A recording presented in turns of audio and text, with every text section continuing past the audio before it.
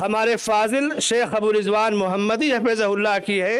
میں شیخ سے درخواست کرتا ہوں کہ آپ اسی تسلسل کے ایک سپوت ہیں، تشریف لائیں اور اپنے وقت کے اندر اپنے موضوع جو آپ کا موضوع ہے اتحاد امت کے اصول، خطاب فرمائیں۔ جزاکم اللہ خیر۔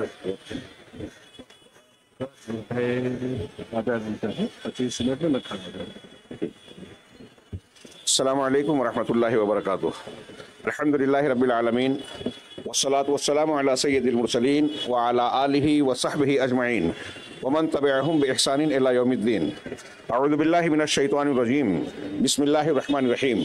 واعتصموا بحبل اللہ جمیعا ولا تفرقوا، وقال تعالی وَأَطِيعُوا اللَّهَ وَرَسُولَهُ وَلَا تَنَازَعُوا فَتَفْشَلُوا وَتَذْهَبَ رِيحُكُمْ وَاصْبِرُوا إِنَّ اللَّهَ مَعَ الصَّابِرِينَ وقال تعالی ان اقیموا الدین ولا تتفرقوا فیہ۔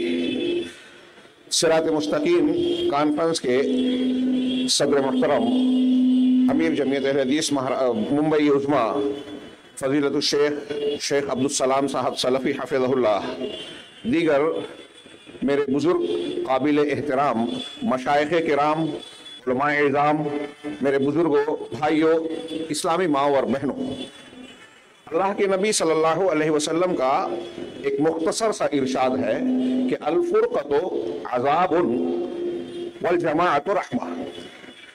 فرقہ بندی، گروہ بندی عذاب ہے، اور جماعت یعنی اجتماعیت و اتحاد یہ رحمت ہے۔ یہ دونوں جملہ مختصر سا ہونے کے باوجود اپنے اندر ایک کتاب سمیٹے ہوئے ہے۔ اشتراک و اختلاف کے بے شمار نقصانات ہیں، اتحاد و اتفاق کی بہت ساری برکتیں اور رحمتیں ہیں۔ حضرت عبداللہ ابن مسعود رضی اللہ تعالیٰ عنہ کے فرمان کے مطابق الخلاف شر، اختلاف شرافت، شر ہی شر ہے، برائی ہی برائی ہے۔ اور آپ نے سنا کہ میرا مقررہ عنوان اس عظیم الشان کانفرنس میں یہ ہے اتحاد امت کے اصول۔ اتحاد امت کے اصول میں اگر میں ایک لفظ میں کہوں کہ یہ اتباع سنت رسول صلی اللہ علیہ وسلم اور بدعت اور مخالفت رسول سے بچنے، رسول کی سنت اختیار کرنے اور بدعت و مخالفت رسول سے بچنے سے عبارت ہے۔ اس کو دوسرے لفظوں میں کہیں تو صراط مستقیم پر جم جانا۔ صراط مستقیم کیا ہے؟ میرا کام آسان ہو گیا کہ ابھی استقبالیہ کلمات میں مختلف زاویوں سے شیخ عبدالحکیم صاحب نے صراط مستقیم کا تعارف کرایا کہ یہ تمسک بالکتاب والسنہ علی فہم السلف الصالح، سلف صالح کے فہم کے مطابق اس میں سے ایک ایک شرط، ایک ایک لفظ اہمیت رکھتا ہے کہ صحابہ، تابعین، تبع تابعین، سلف صالحین کا جو طریقہ تھا عقیدے میں، عمل میں، اعتقاد میں اور منہج میں، طریقے میں، عبادات میں، ہر معاملے میں سلف صالح کے طریقے کے مطابق ان کے ڈھنگ سے کتاب و سنت کو اختیار کرنا، اس پر تمسک کرنا، یہ اتحاد امت کی ایک اجمالی طور سے کہہ سکتے ہیں بنیاد ہے۔ تھوڑی سی مزید تفصیل کریں تو میں ذرا سا وضاحت سے کہہ سکتا ہوں کہ اللہ کے نبی صلی اللہ علیہ وسلم نے قرآن و سنت کی شکل میں جو دین دیا، جو اللہ کی رسی ہے، جو صراط مستقیم ہے، جو اسلام ہے، جو قرآن کی تعلیمات ہے، یہ اس صراط مستقیم کی روشنی میں صحابہ کے فہم کے مطابق اللہ تبارک و تعالیٰ کی توحید اپنی تمام اقسام کے مطابق قبول کرنا اور اس کی دعوت دینا۔ اس کے برخلاف توحید کی ضد شرک ہے، شرک کی تمام شکلوں کو چھوڑنا، ترک کرنا اور اس سے لوگوں کو ڈرانا اور روکنا۔ اسی طریقے سے جناب محمد رسول اللہ صلی اللہ علیہ وسلم کے حقوق کو سمجھ کر آپ پر ایمان رکھنا، آپ سے محبت کرنا اور خالص طور سے آپ کی اتباع کرنا، اتباع عقیدے میں بھی، اتباع عبادات میں بھی، اتباع زندگی کے دوسرے معاملات میں بھی، اخلاق و امور میں بھی، ہر معاملے میں آپ کی اتباع کی جائے اور ہر معاملے میں اللہ کے رسول صلی اللہ علیہ وسلم کی مخالفت سے بچا جائے، بدعت سے، نئے نئے اصولوں سے، تعویلات فاسدہ سے، افراط و تفریط سے۔ یہ ساری چیزیں جو میں بیان کر رہا ہوں یہ اتحاد امت کے اصولوں میں شامل ہے۔ عقیدے عمل کے اعتبار سے کوئی بھی بدعت روا نہ رکھی جائے، اور اخلاقی اعتبار سے اسلام نے جناب محمد رسول اللہ صلی اللہ علیہ وسلم نے جن مکارم اخلاق اور اخلاق حسنہ کی تعلیم دی ہے، عملی نمونہ پیش کیا ہے، نرمی، معاف اور عفو درگزر کرنا، دوسروں سے صلہ رحمی کرنا، والدین کی فرما برداری کرنا، لوگوں کے حقوق ادا کرنا، کمزور کے ساتھ ظلم و زیادتی نہ کرنا، اور دوسرے وہ سارے معاملات تواضع اختیار کرنا جو اخلاق حسنہ میں شامل ہے اسے اختیار کرنا، اور جو اخلاق سیئہ ہیں، برے اخلاق، کسی پر ظلم کرنا، کسی کے حق کو تلف کر لینا، غیبت کرنا، چغلی کرنا، جھوٹ بولنا، حسد جلن کینہ کپٹ کرنا، کسی کے مخالف سازشیں اور منصوبہ بندی کرنا، ان ساری چیزوں سے اگر آدمی اپنے آپ کو بچائے یا اہل ایمان بچائے تو محبت، ایک دوسرے کے تعاون، امر بالمعروف اور نہی عن المنکر کی وہ فضا ہموار ہوگی، جس کی وجہ سے، جس کے نتیجے میں مسلمان بنیان مرصوص بنتے ہیں۔ میں نے عرض کیا کہ اس سارے معاملے میں جناب محمد رسول اللہ صلی اللہ علیہ وسلم کی شخصیت اور آپ کی سنت مرکز کی حیثیت رکھتی ہے۔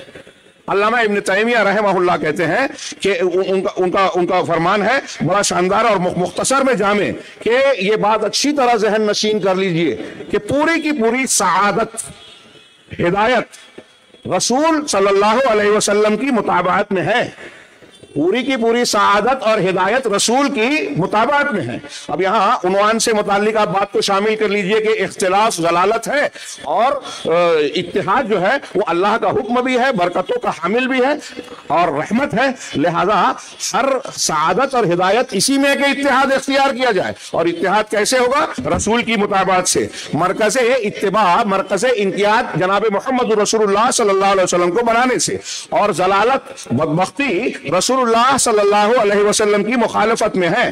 اور شیخ کہتے ہیں، شیخ الاسلام رحمہ اللہ، کہ دنیا میں جتنی بھی بھلائیاں ہیں، عام ہو یا خاص ہو، رسول صلی اللہ علیہ وسلم کی جہت سے اور آپ کی باتوں کو قبول کرنے کی بنیاد پر حاصل ہوتی ہے۔ اور اس کے بالمقابل دنیا میں جتنے بھی شر ہیں، برائیاں ہیں، اختلاف بھی آ گیا اس میں، خیر میں اتحاد سر فہرست چیزوں میں شامل ہوگا، اور شر میں اختلاف بھی آئے گا، فرقہ بندی بھی آئے گی۔ دنیا میں جتنا شر ہے، برائیاں ہیں، وہ بندے کے ساتھ جو خاص ہے کہ یہ بندے کے حق میں برا ہے، وہ رسول اللہ صلی اللہ علیہ وسلم کی مخالفت کے سبب سے ہوتی ہے، یا اللہ کے رسول صلی اللہ علیہ وسلم کی تعلیمات کے سلسلے میں جہالت اختیار کرنے کی وجہ سے ہوتی ہے۔ آپ کی تعلیمات کو چھوڑ دینا یا اس سے واقفیت حاصل نہ کرنا، فلاں بزرگ فلاں نے یہ کہا، ڈھیما نے یہ کہا، مرکز شریعت یا دین یا مرجع کسی اور کو بنا لینا۔ اتحاد و اتفاق کے لیے ایک مومن بندے کے لیے ہر اعتبار سے لازم، اور اتحاد کے لیے بھی لازم ہے کہ اپنی توجہ دین کے سلسلے میں مرکز ہدایت جناب محمد رسول اللہ صلی اللہ علیہ وسلم کو مانے، اور ہر معاملے میں آپ کو اسوہ حسنہ بنائے، جیسا کہ قرآن کا حکم ہے۔ چنانچہ اللہ کے رسول صلی اللہ علیہ وسلم کے تعلق سے کہا کہ جو آپ لائے ہیں اس کو چھوڑ دینا یا اس سے جہالت برتنا، یہ ہر شر، ہر برائی کی وجہ ہے۔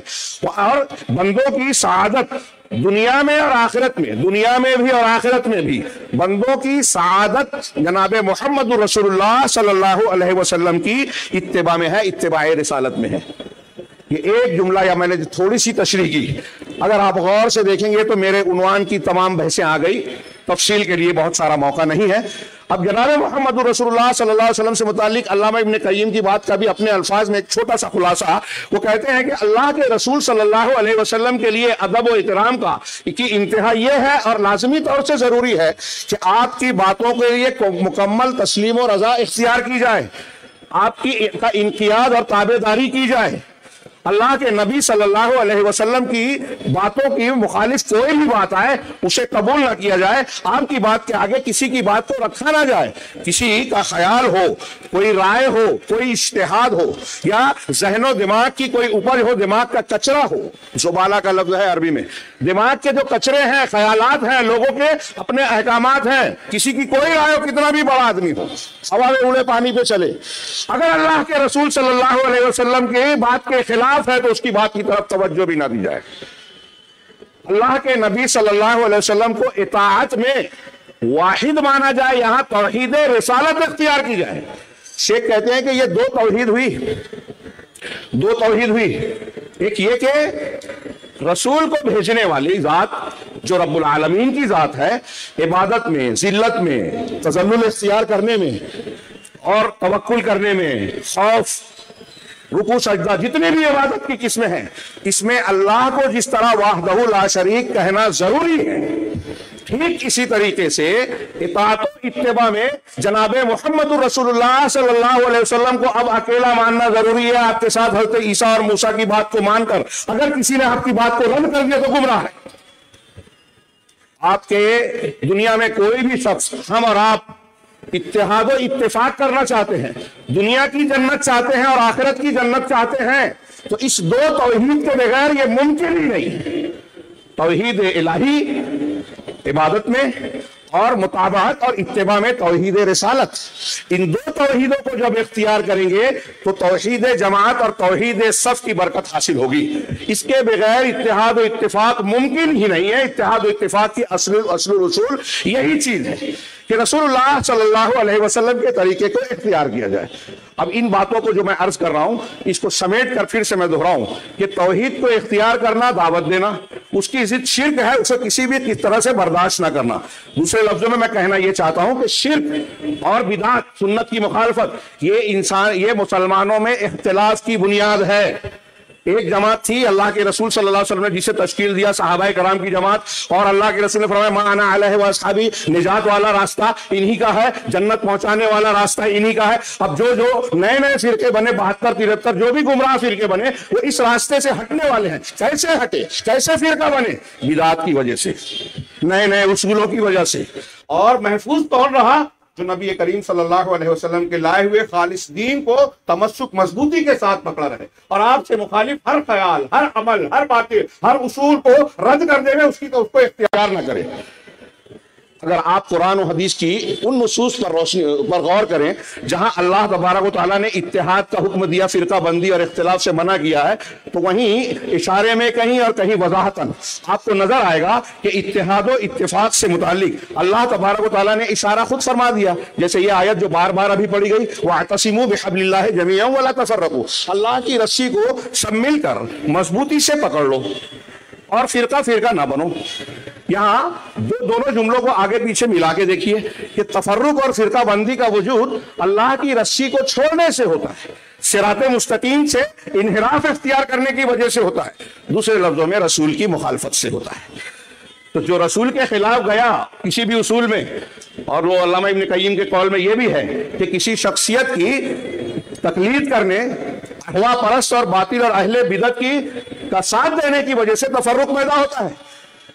تو اب ایک آدمی نے بدعت اختیار کی یا بدعتیوں کا ساتھ دیا اور اس کو دین سمجھ کر اختیار کر رہا ہے، اس کو فروغ دے رہا ہے، اور اس کی مخالفت اور رد کرنے والوں کو رد کر رہا ہے، مخالفت کر رہا ہے، تو وہ تفرق کو ہوا دے رہا ہے، وہ اتحاد کی بنیاد پر کلہاڑا چلا رہا ہے۔ اللہ اور رسول اللہ صلی اللہ علیہ وسلم نے اتحاد کی بنیاد میں بتایا کہ رسی کو مل کر مضبوط پکڑا جائے۔ اتحاد و اتفاق کی ایک بنیاد یہ ہے، میں اختصار سے کام لے رہا ہوں، جو آپ آیت ہمیشہ سنتے رہتے ہیں، یہاں اکثر لوگوں کو یاد ہوگی، سورہ نساء کی، یا ایھا الذین آمنوا اطیعوا اللہ واطیعوا الرسول واولی الامر منکم، اے ایمان والو اللہ کی اطاعت کیجیے اور الرسول کی اطاعت کیجیے۔ یہ دونوں اطاعتیں مستقل ہیں، اور اس کے مطابق اس کے ضمن میں وَأُولِي الْأَمْرِ مِنْكُمْ، یہ اجتماعیت اور جماعت کی تعلیم ہے کہ اولو الامر سے جڑ کر رہنا ہے۔ اب وہ کون کس شکل میں ہوگی، اس کی تشریح کیا ہے، اس کی تفصیل کا فی الحال موقع نہیں ہے۔ اللہ اور اس کے رسول کی اطاعت کے ضمن میں اولو الامر کی اطاعت کرنی ہے۔ اب غور کر سکتے ہیں کہ یہاں مزید کسی اطاعت کی گنجائش نہیں ہے ان کے مقابلے میں۔ اب آگے اللہ نے کہا فَإِن تَنَازَعْتُمْ فِي شَيْءٍ فَرُدُّوهُ إِلَى اللَّهِ وَالرَّسُولِ، اگر کسی معاملے میں تمہارا اختلاف ہو جائے، اس سے یہ بھی معلوم ہوا کہ کچھ اختلاف ہونا، رائے کا اختلاف ہونا، یہ فطری ہے، یقینی ہے، ہو کر رہے گا، لیکن یہ اختلاف فروعی ہو، تنوع کا ہو، اور اس کی بنیاد پر فرقہ بندی، ایک دوسرے سے نفرت، تعصب، مخالفت والا ماحول نہیں ہونا چاہیے، ورنہ یہ اختلاف مذموم ہوگا۔ ایسا اختلاف جو رائے کا ہو، سمجھ کا ہو، استنباط کا ہو، اور اس کے باوجود بھائی چارے میں، مسلمانوں کے آپس کے تعلقات میں کوئی فرق نہ پڑے، الگ گروہ نہ بنے، اصول نہ بنے، تو اس کو یہ مذموم اختلاف نہیں ہے۔ تو اللہ تبارک و تعالیٰ نے جس اختلاف کو مذموم کہا، اس کے حل کا طریقہ بتایا کہ اگر کسی معاملے میں اختلاف ہو بھی جاتا ہے تو اس کو اللہ اور اس کے رسول یعنی قرآن اور سنت کی طرف لوٹاؤ۔ فَرُدُّوهُ إِلَى اللَّهِ وَرَسُولِهِ، یہاں غور کرنے کی بات ہے۔ ہمارے ہاں کچھ لوگ عوامی سطح پہ کہتے ہیں کہ مسلمانوں میں اختلاف ہے، حل نہیں ہو سکتا۔ تقدیری اعتبار سے ھذا امر قد قدر ٹھیک ہے، لیکن شرعی اعتبار سے یہ جواب دے کر ہم اپنے آپ کو تسلی دے لیں کہ جس مسلک کو ہم نے اختیار کیا ہے وہ مسلک ٹھیک ہے، اختلاف تو مقدر ہو چکا ہے، یہ اپنے آپ کو دھوکہ اور فریب دینا ہے، جہنم کے راستے پہ لے جانے کا راستہ ہموار کرنا ہے۔ اختلاف ختم نہیں ہوگا، یہ ایک امر قدری ہو سکتا ہے، لیکن ہمیں اور آپ کو اگر اپنے آپ کو جہنم سے بچانا ہے، جنت کا لائق بنانا ہے، تو ہمیں قرآن و حدیث میں جو اتحاد اور جماعت سے جڑنے اور کتاب و سنت صراط مستقیم کو پکڑنے کی تعلیم دی گئی ہے، اس پر ہمیں عمل کرنا پڑے گا۔ اب یہ کہے کہ امت میں اتنا اختلاف ہے، ہماری سمجھ کے باہر ہے، نہیں، اللہ نے کہا ہے کہ اللہ اور رسول کی طرف لوٹاؤ۔ یہ حکم دینا اس بات کی دلیل ہے کہ قرآن و سنت میں ہمارے اختلافات کا حل موجود ہے۔ اگر نہیں ہوتا اختلافات کا حل تو قرآن و سنت کی طرف رجوع کرنے کا حکم یہاں دیا ہی نہیں جاتا۔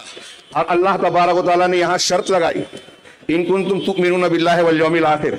اتحاد کی بنیادوں میں نے توحید کا ذکر کیا، تفصیل کا موقع نہیں ہے افسوس، لیکن یہاں اس آیت سے اس کو جوڑ دیجئے کہ اگر تم ایمان رکھتے ہو اللہ اور آخرت کے دین پر، اس کا مطلب یہ ہوا کہ ایمان ہے تو اتحاد کے اصول کو اختیار کرو گے، اپنے اختلافات کو حل کرنے کے لیے کتاب و سنت کی طرف رجوع کرو گے، کسی ایک شخصیت کو، کسی ایک سلسلے کو، کسی ایک دانشور بزرگ کو فائق لائق سمجھ کر اسی کے اندھے ہو کر مقلد نہیں بن جاؤ گے، بلکہ اگر نظر آئے گا کہ ان کا اختلاف ان سے ہو رہا ہے تو ہم دیکھیں گے کہ دلیل کے قریب کون ہے، مطابق کون ہے، قرآن و سنت کے جو مطابق ہے ہمیں اسے اختیار کرنا ہے۔ یہ ہے اتحاد کی بنیاد۔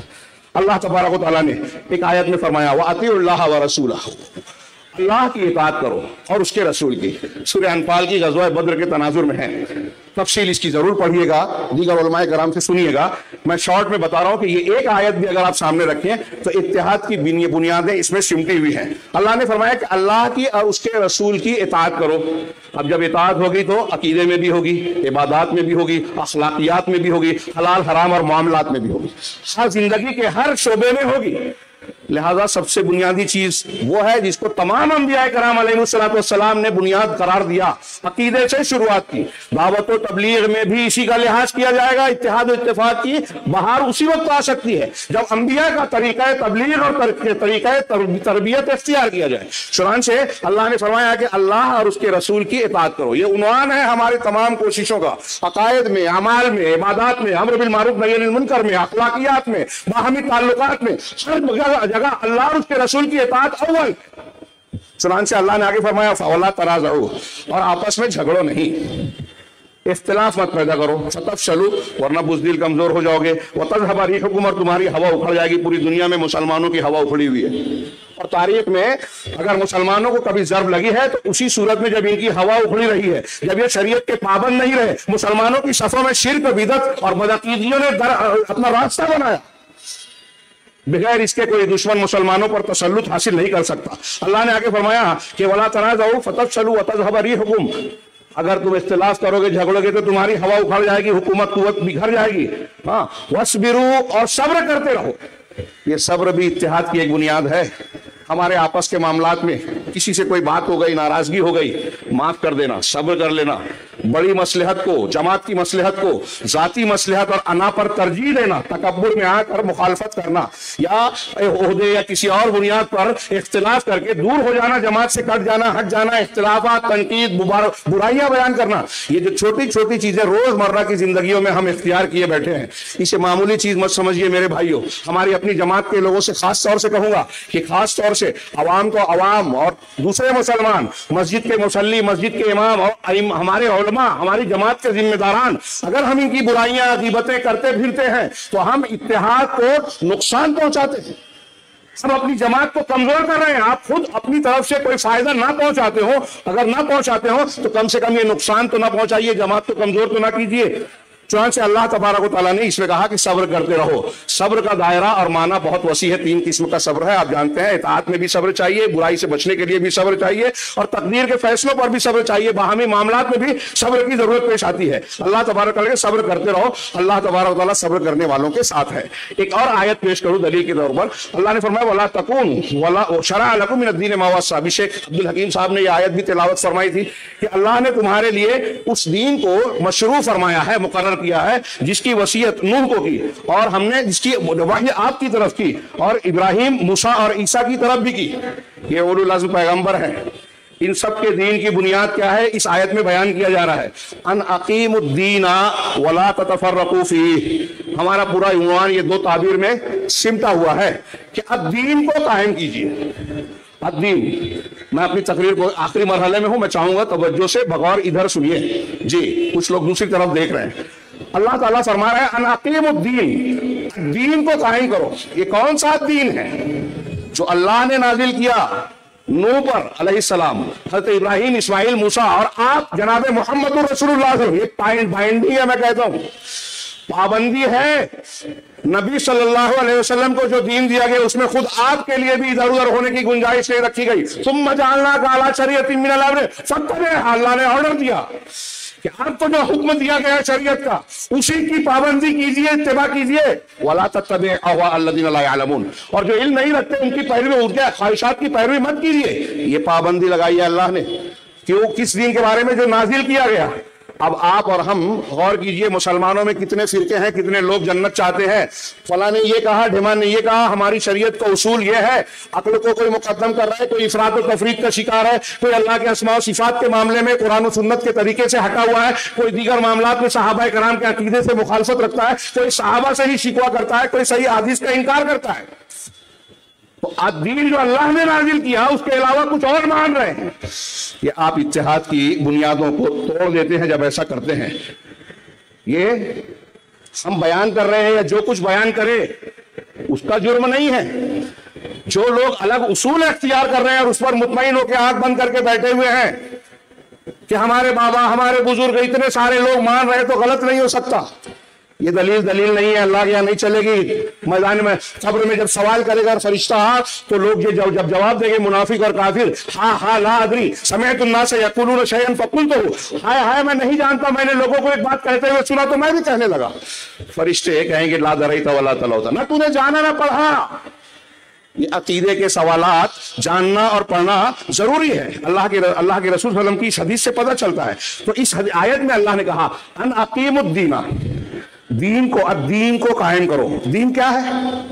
حدیث جبرائیل میں بخاری مسلم کی جو روایت ہے، حضرت جبرائیل انسانی شکل میں اللہ کے رسول نے سوالات کیے صحابہ کرام کے سامنے، ایمان اسلام کیا ہے، ایمان کیا ہے، احسان کیا ہے، قیامت کب واقع ہوگی، قیامت کی نشانیاں کیا ہیں، وہ سارے جوابات پڑھیے۔ اور ان سارے جوابات کے بعد حضرت جبرائیل علیہ السلام نے رسول اللہ صلی اللہ علیہ وسلم کی تصدیق کی کہ ہاں آپ نے صحیح کہا۔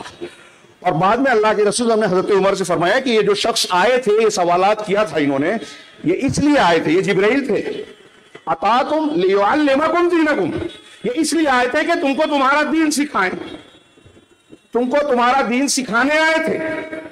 اس کا مطلب اسلام، ایمان، ہاں احسان، قیامت کی نشانیاں اور ان سے متعلقہ جتنے امور ہے، طہارت وغیرہ سب ملا لیجئے، مردوں اور عورتوں کی زندگی کی سارے معاملات، نماز کی شرائط، روزے کے احکامات سب آ گئے اس میں۔ یہ ساری چیزوں کا مجموعہ الدین ہے۔ اور اللہ تعالیٰ کہہ رہا ہے ان اقیم الدین، سارے انبیاء کو ہم نے کہا کہ دین کو قائم کرو۔ تو اقامت دین کیا ہے؟ اللہ تبارک و تعالیٰ نے جو دین اصول کے طور پر دیے، فروع کے طور پر دیے، احکامات و مسائل دیے، زندگی کے مختلف شعبوں میں دیے، اسے اختیار کرنا اپنے اوپر طاقت کے مطابق، اور پھر دوسروں تک پہنچانے کی، دوسروں پر قائم کرنے کی کوشش کرنا، نیکی کے کاموں میں تعاون کرنا، برائی کے کاموں میں عدم تعاون کرنا، اس سے روکنا۔ یہ دین کے قیام کا مطلب ہے۔ اس کا مطلب حکومت قائم کرنے والا نہیں ہے۔ جب یہ آپ کریں گے تو حکومت قائم ہو سکتی ہے، ہو جائے گی، یہ الگ بات ہے۔ اللہ تعالیٰ انعام کے طور پر وعد اللہ الذین آمنوا منکم وعملوا الصالحات والی آیت کے مطابق۔ لیکن دین کے قیام کا مطلب یہ ہے کہ توحید قائم کرو، رسول اللہ صلی اللہ علیہ وسلم کی سنتوں کو قائم کرو، آپ کی تعلیمات کو لوگوں میں پھیلاؤ، اپنے اوپر بھی ڈالو اور دوسروں پر بھی۔ یہاں یہ اتحاد کی بنیاد ہے۔ اور آگے کہا اللہ تعالیٰ نے وَلَا تَتَفَرَّقُوا فِيهِ، اس میں فرقہ پھوٹ نہ ڈالو۔ اس کا دوسرا مطلب یہ ہوا کہ پھوٹ کب ہوتی ہے؟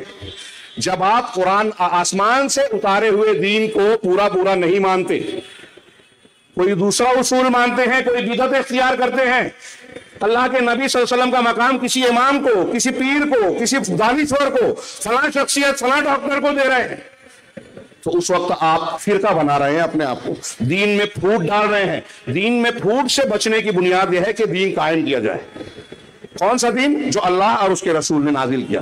اس کی اور بھی حدیثوں سے دلیلیں ہیں، میرے پاس وقت نہیں ہے. اللہ کے رسول نے فرمایا کہ تم میرے بعد جو دیے گا انہ من یعش منکم بعدی فسیری اختلافا کثیرا. پوری حدیث پڑھیے، ارباض بن ساریہ والی، آپ نے بہت مرتبہ سنی ہے. تو اللہ کے رسول نے کہا کہ جب اختلاف ہوں گے تو فلاں فلاں کا دامن نہیں تھامنا، یہ اصول وہ اصول نہیں، میری سنت، میرے بعد میرے خلفائے راشدین، ہدایت یافتہ خلفائے راشدین کی سنت کو مضبوط پکڑنا، دانتوں سے دبا لینا.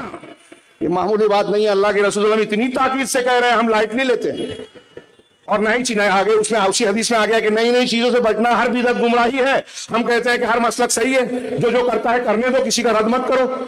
اللہ کے رسول کہہ رہے ہیں ہر نئی چیز بدعت ہے، ہر نئی چیز گمراہی ہے. ہم کہیں کہ نئی چیز گمراہی ہے تو آپ کہتے ہو کہ اختلاف انتشار پھیلا رہے ہو. یہ اتحاد ملت کی کے اصول اور بنیاد پر ضرب کاری ہے. یہ چند دلیلوں کی روشنی میں نے یہ عرض کرنے کی کوشش کی کہ اتحاد کی اصل جو ہے وہ عقیدے میں، خاص طور سے توحید اور ایمان کو، صحیح عقیدے کو مضبوط کرنا. مسلمانوں میں عقیدے پر محنت کی جائے. صحابہ کرام یا انبیاء کی پوری تعلیم دیکھیے کہ تربیت میں سب سے پہلے عقیدے پر محنت کرتے تھے. عقیدہ مان لے جب آدمی، بچہ مان لے گا تو اسے کوئی خرید نہیں پائے گا، اس کو آسانی سے مرتد نہیں کر پائے گا، اسے فتنے جو ہے ہلا نہیں پائیں گے صحیح سچائی سے، حق سے. تو ایسے ہی اتحاد، اللہ کا کیا حق ہے، رسول کا کیا حق ہے، لوگوں نے جانا نہیں. اس سے زیادہ بزرگان دین کی جھوٹی حکایتیں، ہوا میں اڑ رہے تھے، پانی پہ چڑھ رہے تھے، لوگوں کو یہ بیان کیا جاتا ہے تو اسی کو دین سمجھتے ہیں. تو اللہ اور رسول کے حقوق کو سمجھا جائے اور پھر اس کی روشنی میں صحابہ کرام کے طریقے پر قرآن و سنت کا سمجھ کر توحید کو اختیار کیا جائے، شرک سے بچا جائے، روکا جائے، سنت کو اختیار کیا جائے، بدعت سے روکا جائے، بچا جائے. اسی طریقے سے اچھے اخلاق کو اختیار کیا جائے، برے اخلاق سے اپنے آپ کو بچایا جائے. میں آخر میں بات ادھوری رہ جائے گی، اس لیے صرف یہ کہنا چاہتا ہوں کہ یہ جو میں نے کچھ باتیں بتائی اختصار کے ساتھ اجمالاً، یہ کوئی نئی بات نہیں ہے. یہ جو عنوان ہے یہ نیا عنوان نہیں ہے. عام طور سے ہر جماعت مختلف اسٹیجوں سے اس قسم کے عناوین پر گفتگو ہوتی ہے، بیانات ہوتے ہیں، اور میں سمجھتا ہوں کہ کوئی میں انکشاف نہیں کر رہا ہوں، نئی بات نہیں کر رہا ہوں. آپ لوگ جانتے ہیں یہاں آج مسلمانوں میں اکثریت کا مسئلہ لائل بھی نہیں ہے. موٹے مسائل کے تعلق سے بات کر رہا ہوں، ہے بہت سے معاملات میں جہالت. یہی نتیجہ ہوتا ہے. شیخ سے ابھی ابو زمین صاحب سے بات ہو رہی ہے، ہمارے بہت سارے اہل حدیث تحریکیت اور صحیح منہج اور صراط مستقیم کے خلاف چیز کو رواداری کے نام پر مداہنت اور کوتاہی نرمی اختیار کرتے ہیں. ارے چلنے دو، رہنے دو، ان کے ساتھ بھی تو کریں، وہ بھی تو دین کا کر رہے ہیں. سلف کا طریقہ، قرآن و سنت کا طریقہ پڑھے کہ بدعتی کو کا راستہ تنگ کرتے تھے. اور اتحاد کے اصولوں میں یہ شامل ہے کہ آپ سنت کے سپاہی بنے، بدعت کو رد کرنے والے بنے. بدعت کے ساتھ مصالحت کرنا، بدعت کا ساتھ دینا ہے، اختلاف کو بڑھاوا دینا ہے. تو خیر میں یہ عرض کرنا چاہتا ہوں کہ ہمارے ہاں یہ چیزیں اکثر و بیشتر معلوم ہے لوگوں کو. مسئلہ کیا ہے کہ ان چیزوں کو قبول کرنے کا جذبہ نہیں ہے. آخرت کو ترجیح دینا، اللہ کا خوف، اور پھر مخالف چیزوں کے اسباب پر توجہ نہ دینا. آج کے میڈیا کے دور میں جہاں مسلمان کے گھرانوں، مدرسوں اور ہمارے سماج اور ماحول میں اسلامی تربیت کا نظام انتہائی کمزور ہو چکا ہے، اس کے بالمقابل ہم دیکھتے ہیں کہ اس مسلمان بچوں کو، نسلوں کو اسلام سے منحرف کرنے کے لیے جو کوششیں ہو رہی ہے، بڑی منظم، بڑی زبردست، اور ہر جگہ سے ہم تصور نہیں کر سکتے. ہم تصور نہیں کر سکتے ایسے ایسے مقامات سے حملے ہو رہے ہیں، نصاب تعلیم سے، فلموں سے، ٹی وی سے، موبائل کے ذریعے سے جو پروگرام آتے ہیں، نیٹ وغیرہ سے. ہزاروں ویب سائٹ جو ہے اسلام کے خلاف کام کر رہی ہے، روز کتابیں لکھی جا رہی ہیں، اور دوسرے چینلز اپنا اپنا کام کر رہے ہیں. خیر میں اس تفصیل میں نہ جاتے ہوئے یہ عرض کرنا چاہتا ہوں کہ ہمارے یہاں اتحاد کی بنیادوں پر بات کرتے ہیں تو اصل میں ہمارے یہاں اختلاف کی بنیادیں بھرمار کے ساتھ، بہتات کے ساتھ موجود ہیں. وہ چیزیں ہم اختیار کرتے ہیں جس سے اختلاف پیدا ہوتا ہے. اس کی وجہ، میرا وقت ختم ہو رہا ہے تو ایک ایک لفظ میں صرف بتائیں کہ ایک اتباع ہوا، خواہشات نفس کی پیروی، یہ سب ایک ایک عنوان ہے. یہ ایک بنیاد ہے جس کی وجہ سے لوگ اتحاد کے صراط مستقیم کے راستے سے ہٹ جاتے ہیں. دین کی محنت کر رہے ہیں، تھوڑے سے دین پر محنت کر رہے ہیں، فضائل اور فلاں کو مان لیا، باقی چیزوں کو چھوڑ دیا، غیر ضروری سمجھ لیا، زندگی کے معاملات میں اس کی ضرورت نہیں ہے. دوسرے اس کا تعلق جہالت سے ہے. یہ تفرق، اختلاف اور بدعات کا سب سے بڑا اور ایک بڑا سبب ہے. اسی طرح سے غلو اور افراط، اس پر تشریح کریں تو موٹی موٹی کتابیں لکھی ہیں. اللہ کے اسماء و صفات میں غلو کرنے والوں نے اللہ کے اسماء و صفات کا کسی نے انکار کر دیا، افراط، کسی نے تفرید کی تو اللہ کے مخلوق سے اس کو مشابہت دے دی. کسی نے افراط کیا تو تقدیر کو ہی سب کچھ بنا لیا، جبریہ نے. किसी ने अहले बैत के सिलसिले में इफरात किया, गुलू किया। किसी ने शख्सियात के बुजुर्गान दीन ऐसे होते हैं कि उनके पास उनको वास्ता बनाकर अल्लाह से मांग सकते हैं, शिर्क इख्तियार कर लिया, बिदअत इख्तियार कर ली, मिलाद का के रिवाज को शुरू कर दिया, नई नई मजलिसें और महफिलें मुनक़िद करनी शुरू की। ये इफरात के जरिए से बिदात का इर्तिकाब किया गया और इस बिदात ने मुसलमानों के इत्तेहाद का शिराजा बिखेर दिया।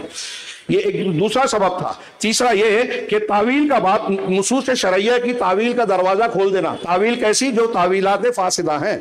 अल्लामा इब्न क़य्यिम की एक तहरीर है, पढ़ने के लायक है, उसका सिर्फ एक हिस्सा अपने अल्फाज में बयान करूं कि जितने भी शर फसाद इस्लामी तारीख में हुए, सबकी जड़ और बुनियाद तावील फासिद है। यहां तक कि जंग जमल और जंग सिफ़ीन जो हमारे सलफ के दरमियान हुई, उसमें भी एक बड़ा उन्सुर साजिशों के साथ साथ, अब्दुल्ला बिन सवाई टोले की साजिश के साथ साथ तावील फासिद उसमें बहुत बड़ा सबब था, जिसकी बुनियाद पर हजारों मुसलमानों का खून जाने मुसलमानों के हाथों से चला गया।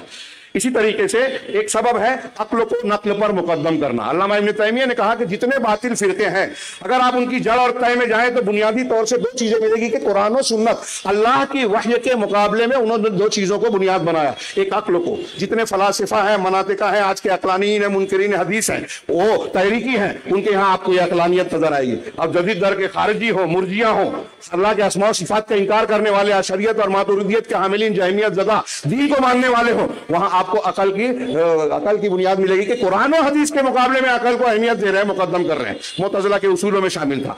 और दूसरी वजह अल्लामा इब्न तैमिया के ज़ौक़, आतिफ़ा, जज्बा कि मेरी समझ में आ रहा है, मैंने आंख बंद करके मैं रियाजत इबादत करते करते मुझे रोशनी मिली, शैतान की वही हुई, अल्लाह की वही बता के बयान कर दिया, मुझे कश्फ होता है, मुझे ख्वाब दिखाई देता है। तो बहुत सारे गुरोह ऐसे हैं अहले तसव्वुफ वगैरह के जो इसको दीन की बुनियाद बनाते हैं। ये दाखिली तौर पर कुछ वजूहात बताई मैंने जिससे इख्तिलाफ, फिरका बंदियां होती हैं। खारिजी तौर पर कुछ असबाब है, उसमें ये दो चार सिर्फ मिसाल के तौर पर मुसलमानों का गैर मुस्लिमों की नक्काली करना, उनकी तकलीद करना, तफसील के बगैर अगला कि तारीख़ इस्लाम में यूनानी फ़लसफ़े और मंतिक की किताबों का तर्जुमा होना, अक़लियत का गलबा हुआ, मंतिक और फ़लसफ़े का शुरू हुआ, मामला बढ़ा तो बहुत सारे लोगों ने अक्ल और मंतिक के खुद साख्ता उसूल बनाए, अपने तौर से उसूल बनाए और उन उसूलों की बुनियाद पर कुरान और हदीस को जांचने समझने की शुरुआत की।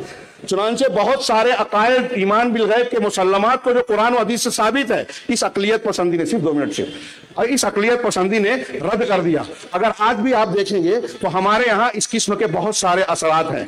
देखिए, जहमियत जो इनकार सिफात की बात है, उसकी असल यहूदी से मिलती है, आप तारीख में पढ़िए। इनकार तकदीर जो है एक नसरानी से मिलती है। हाँ, राफिदियत और तसव्वुफ को आप पढ़ेंगे तो पता चलेगा कि यहाँ पीछे यहूद भी हैं और यहूद के अलावा दूसरी दुश्मनान इस्लाम ताकतें, जिन्होंने बातनियत के जरिए से, बातनियत के नाम पर कुरान के बातनी माना का दावा करके बहुत सी गलत सलत चीजें फैलाई। इन सारी चीजों ने जो चीजें दीन के नाम पर इख्तियार की गई, उसूल बनाए गए, नए नए फिरके बने, नए नए उसूल बने। जब इन्हें इख्तियार किया जाता है तो फिरका बनता है। और इन फिरकों को खत्म करने के लिए जड़ बुनियाद यह है कि आप हर मामले में अल्लाह के कलाम और रसूलुल्लाह सल्लल्लाहु अलैहि वसल्लम की सुन्नत को अपना जिंदगी का उसूल बनाएं और सहाबाए कराम के तरीके पर इस दीन को समझने की कोशिश करें। यही सिरात मुस्तकीम है और मैं समझता हूँ इस सिरात मुस्तकीम कॉन्फ्रेंस का यही सबसे अहम पैगाम है। मुझसे बड़े और बेहतर उलमा और उनके खिताबात होने बाकी हैं। मैं माजरत के साथ अपनी बात को ख़त्म करता हूँ। माजरत इसलिए कि उन्वान के बहुत सारे अहम गोशे शायद रह गए होंगे।